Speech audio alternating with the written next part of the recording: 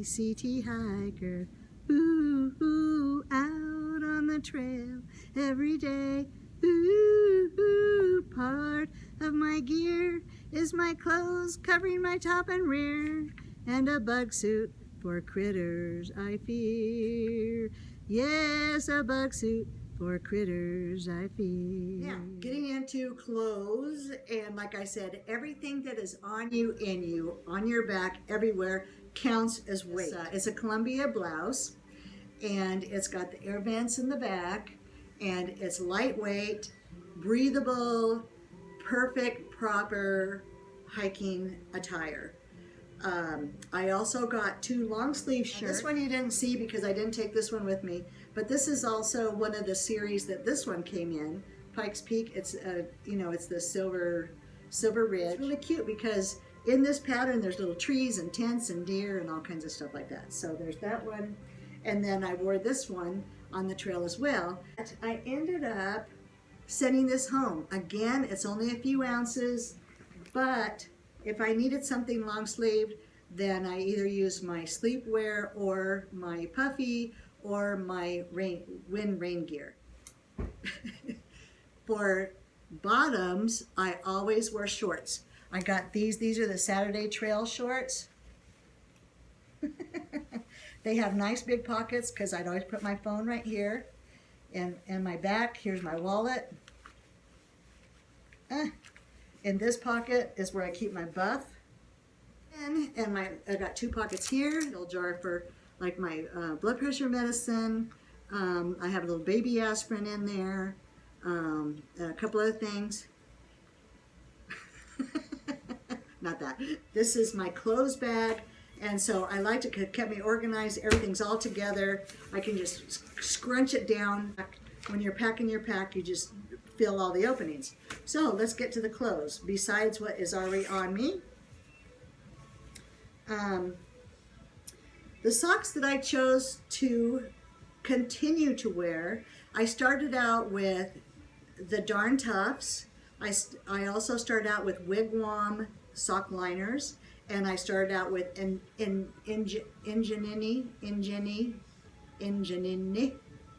with the little toes. This little piggy will mark it, this little piggy went home. Whee! So I ended up with just only having the anemones. These guys, fine. But the Darn Toughs were just a little bit too thick and hot for me. There's all different kinds of Darn Toughs. And Darn Toughs, probably many people on the trail use Darn Toughs. They're a lifetime warranty, as is Ingenini. But the other ones I had, and I already gave them away, was the ones I like probably the best was the Wigwam sock liners. They hugged my feet. They were thin, but the top part that comes up on your ankle was so tight, it was all I could do to get it on my foot. So I ended up giving those away to somebody who has really skinny heels and ankles. I don't know.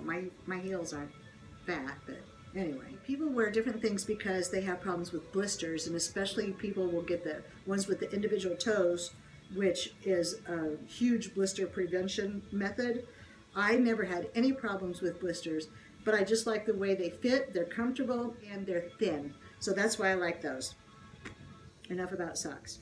Then we have the sleepwear. For sleepwear, I am a person who does not like to sleep with anything on. I feel very constricted, but I felt like I needed to get something for the trail, and it worked out because you just kind of need something.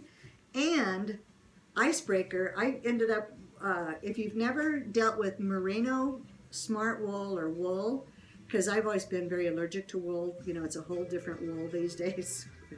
They're pulling the wool over your eyes. Anyway, I got these ICEBREAKER breeches, and they're kind of like a legging. Oh my God. You put these on, it's merino wool breeches, and then you've got the top here, and I'm probably going to have to order more because these are too big for me now. But, and then the top, you put these on, it feels like this second wonderful skin just massaging you. It just feels amazing. You don't feel like you even have anything on. They just feel so wonderful. And they're functional.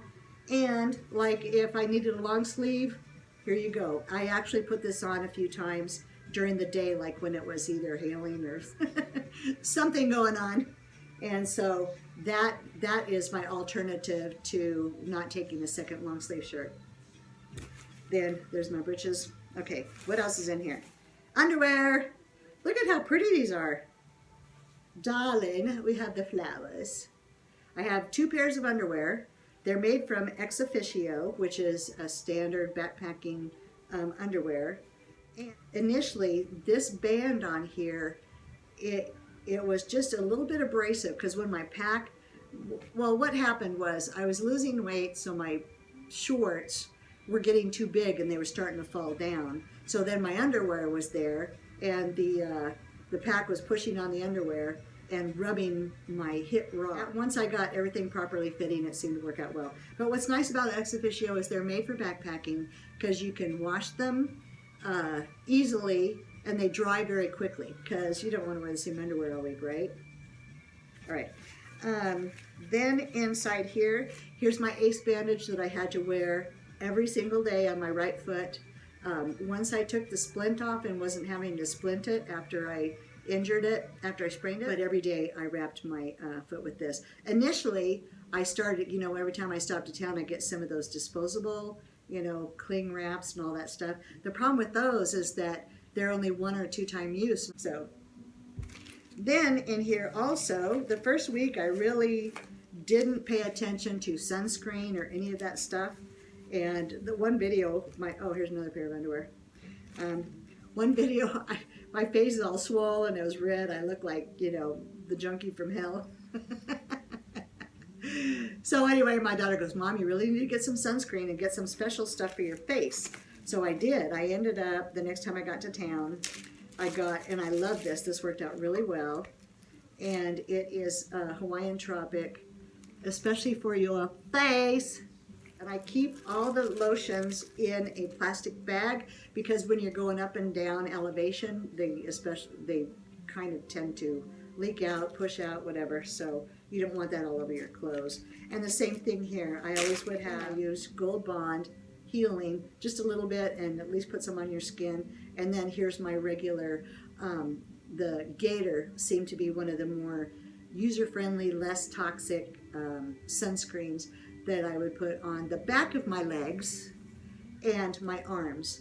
The back of my legs, because if it was sunny, I had my umbrella, but the back of my legs, oh my God, they were just frying. And I just keep those in there, put them, that's part of my morning routine. And I think that's it. So that's my clothes bag.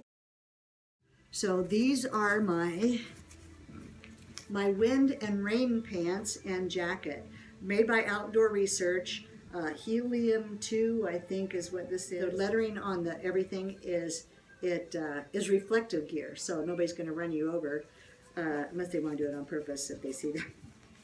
But again, this weighs like 5.5 ounces.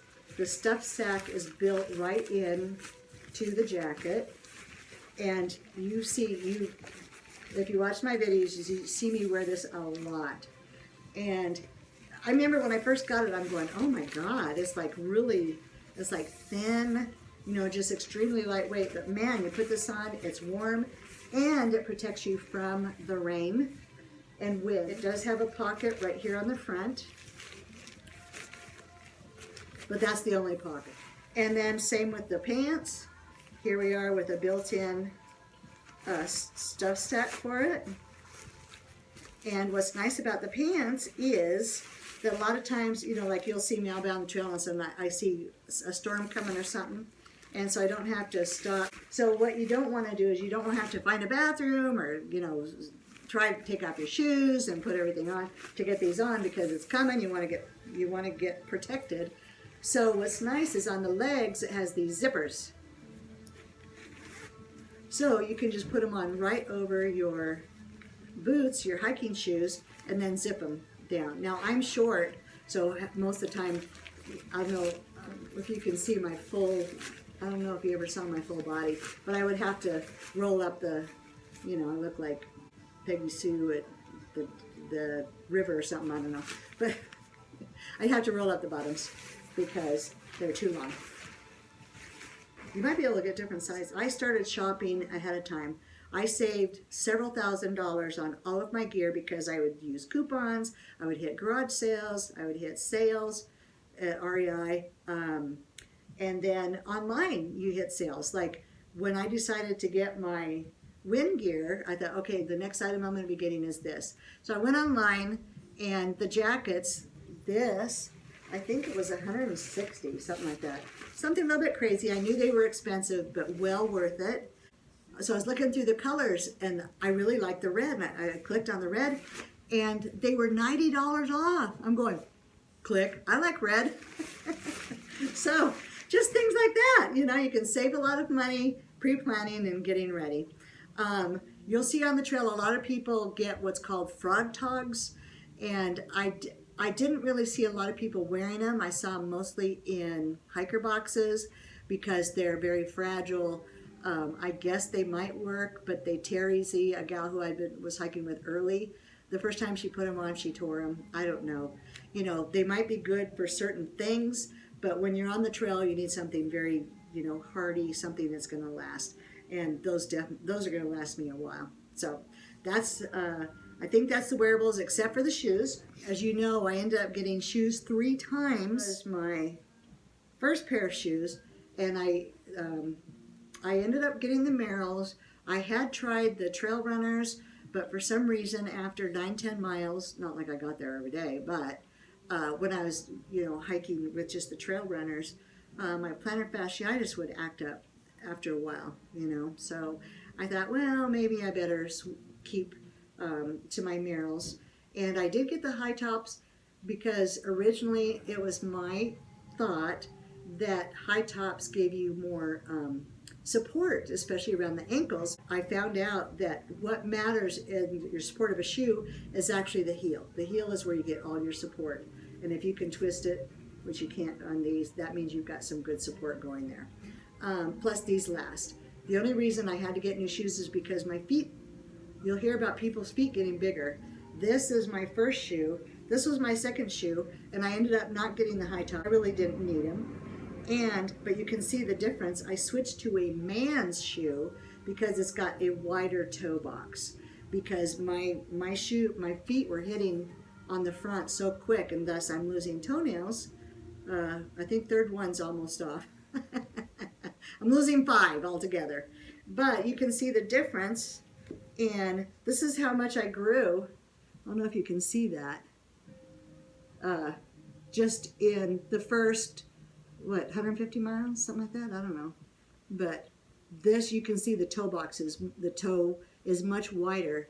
And so I would suggest just starting right off with a man's shoe because it is wider. You might need to start off shorter, but that's just my thoughts. Okay, enough of the shoes. And let's see what else. Oh, and one more thing on the wearables is gaiters. These are little things. They fit on your ankle. You put them on your foot first, and then you put your shoe on, and then this clips down to the front of the shoe, and this goes down on the back of the shoe. And it keeps covered all of, I'll put it on. See? So it keeps it covered so you don't get rocks and trees and birds and things that get into your shoe. I am a PCT hiker, ooh, ooh, adrift on the trail and in towns, ooh, ooh, eat, sleep and walk, and with others I talk about food, pack weight, ups and downs, ooh, yes, puds, the ups and downs. Oh yes, I'm a PCT hiker, ooh, ooh, losing toenails every day, ooh, ooh, I love the highs and I learn from the lows and will always be happy on trail, ooh, and I will love you, PCT, and that is my heart's tale, ooh.